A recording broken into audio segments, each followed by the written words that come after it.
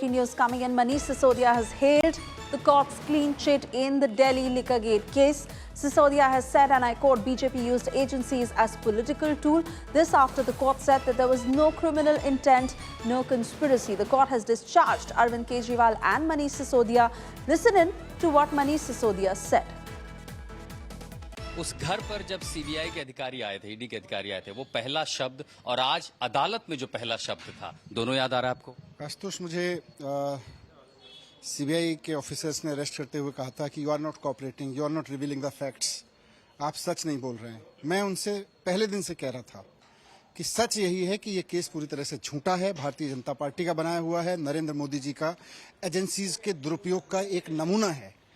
आप लोग नरेंद्र मोदी जी के कहने पे ये सब कर रहे हो। मैं उनसे डे वन से कह रहा था और मैंने कहा था कि सीबीआई, मैंने प्रेस कॉन्फ्रेंस में कहा था कि सीबीआई मेरे घर भेजी गई और उस पर दबाव बनाया गया कि आप बीजेपी ज्वाइन कर लीजिए। मेरे ऊपर दबाव बनाया गया कि आप आम आदमी पार्टी छोड़ दीजिए, अरविंद केजरीवाल जी के साथ छोड़ दीजिए। इस चीज के जवाब बनाए गए। मेरे परिवार को परेशान किया गया, मुझको परेशान किया गया, सबको परेशान किया गया, लेकिन लगता था कि भगवान है, संविधान है और भगवान है। और आज सिद्ध हुआ कि भगवान है। किसी बड़े से बड़े तानाशाह की मोदी जी कुछ भी कर ले, नहीं चल सकती। 17 महीनों का वक्त जो मनीष सिसोदिया ने जेल में बिताया, परिवार के लिए, आपके लिए, हर वो दिन, हर वो पल अब याद आ रहा होगा। देखिए, जब आप ईमानदारी से काम करने चलते हैं और आपके ऊपर आरोप लगते हैं, तो राजनीति में आरोप तो लगते रहते हैं, लेकिन आपको जेल भेज दिया जाता है, आपको अपने बीमार पत्नी से नहीं मिलने दिया जाता। एक बेटा जो अभी कॉलेज में गया है, उसको एकदम अकेला छोड़ दिया गया।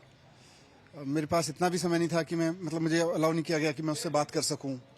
इन सब के बीच में घुट घुट के जिए हैं 3 साल और आज उससे निकल के आ रहे हैं।